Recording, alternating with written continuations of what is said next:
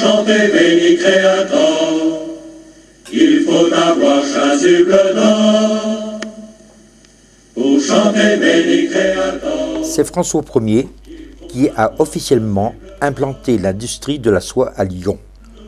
On peut réellement parler de l'installation de la fabrique lyonnaise à partir de 1536 sous l'impulsion de Turquet et Naris. Lyon devient au XVIIIe siècle la capitale de la soie. Très touchée par la Révolution française, la soierie renaît de ses cendres sous l'impulsion de Napoléon et de la mise au point des métiers jacquards. Les tisseurs étaient jusque-là installés dans le vieux Lyon et la presqu'île où il manquait d'espace et de lumière. Au XIXe siècle commence alors la construction de nouveaux quartiers, la Croix-Rousse, avec ses hauts immeubles échappant aux inondations et où le travail n'était pas soumis aux taxes. On voit de vastes fenêtres assurant un éclairage maximum tout au long d'une journée de travail de 18 heures. En 1830, c'est la révolution des Trois Glorieuses, ce qui engendre une baisse de l'activité économique en France. À l'automne 1831, après cette baisse d'activité, la situation économique s'est nettement améliorée. La soierie lyonnaise a retrouvé sa prospérité.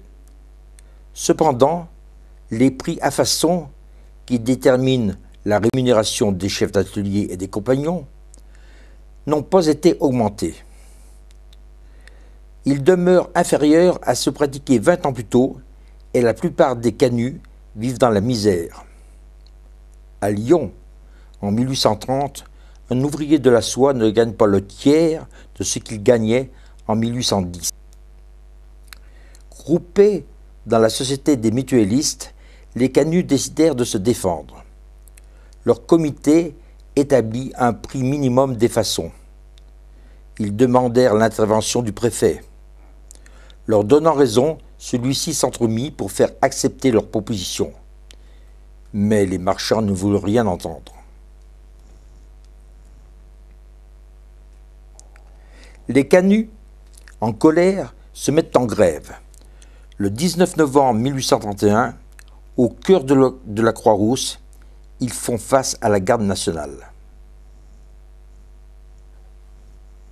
Alors, le 21 novembre 1831, les canuts se rassemblèrent pour manifester.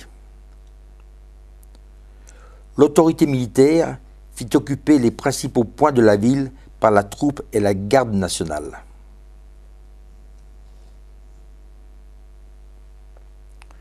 Les ouvriers de la Guillotière et des Brotteaux coururent aux armes pour secourir ceux de la Croix-Rousse. Après une lutte sanglante, ils demeurèrent vainqueurs.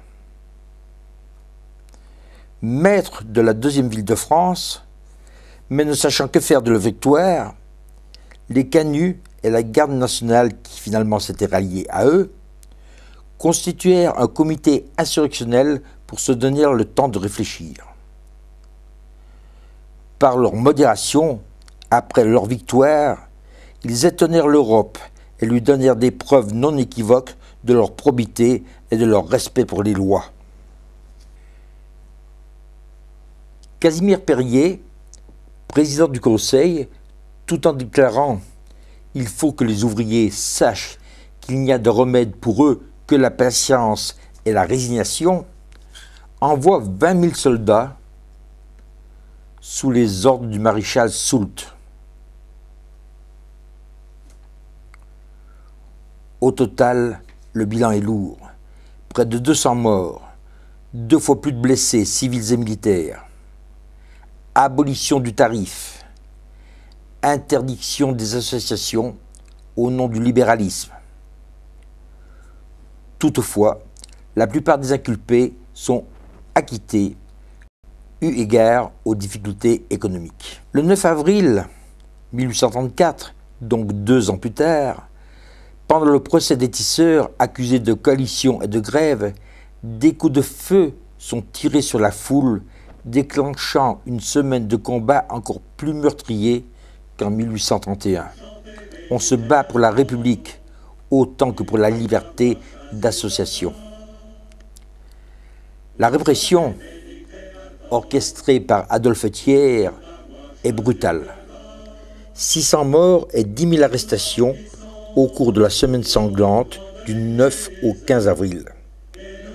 Condamnation à la prison, à la déportation, rétablissement de la censure. Sans association ni journaux, la contestation semble écrasée. Une amnistie sera toutefois accordée en 1837. Voici la cour des Voraces où se réfugiaient les insurgés des nouvelles révoltes de 1848 et 1849. En effet, une troisième insurrection a lieu en 1848. Mais, bien qu'aussi violente et motivée par des raisons sensiblement identiques d'exploitation des ouvriers, elle n'a pas acquis la même renommée que celle de 1831, qui a eu un retentissement international et qui est à l'origine de toutes les révoltes ouvrières du XIXe siècle. En effet, la révolte des canuts a fait naître dans la conscience ouvrière le sentiment d'une réelle communauté d'intérêt. Et c'est le point de départ d'une ère revendicative que la détresse physique et morale des ouvriers, dans cette période du capitalisme naissant, devait accentuer. C'est nous les canuts.